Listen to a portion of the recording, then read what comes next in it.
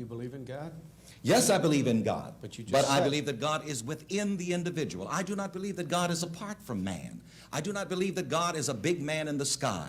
I believe that God is the big man within me and you and you. God is the big man within everyone, not a big man in the sky. I am God appearing as me. And this is true of everyone. I teach this to everyone. You are God appearing as you. And in the one God, I don't even have a beard. in the one God, every man is God of his own experience. I'm not anybody else's God, and nobody else is your God. But in the one God, which is really consciousness or self-awareness, every man is God of his own experience. But you see, this is another thing. People do not like to accept self-responsibility.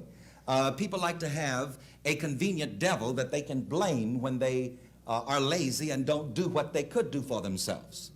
People like to have a devil that they can blame when they don't live up to the best that they could live up to, and when they do things that they shouldn't do, so that they can say, as Flip Wilson says, the devil made me do it.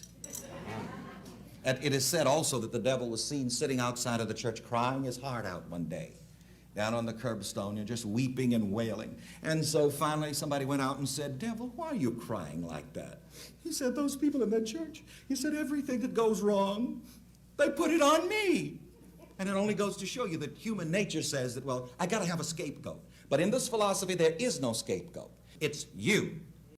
I don't think hell exists. I happen to believe in life after death, but I don't think it's got a thing to do with reward and punishment. Religion is always in the control business. And that's something people don't really understand. It's in the guilt-producing control business. And if you have heaven as a place where you're rewarded for your goodness and hell as a place where you're punished for your evil, then you sort of have control of the population.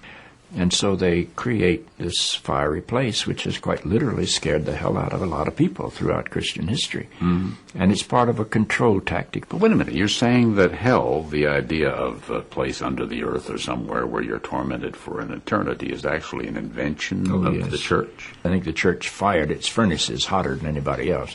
The church doesn't like for people to grow up because you can't control grown-ups. That's why we talk about being born again. When you're born again, you're still a child.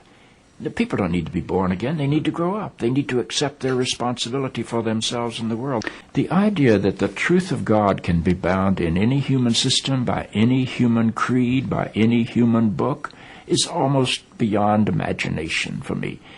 I mean, God is not a Christian. God is not a Jew or a Muslim or a Hindu or a Buddhist. All of those are human systems which human beings have created to try to help us walk into the mystery of God. I honor my tradition. I walk through my tradition. But I don't believe my tradition defines God. I think it only points me to God.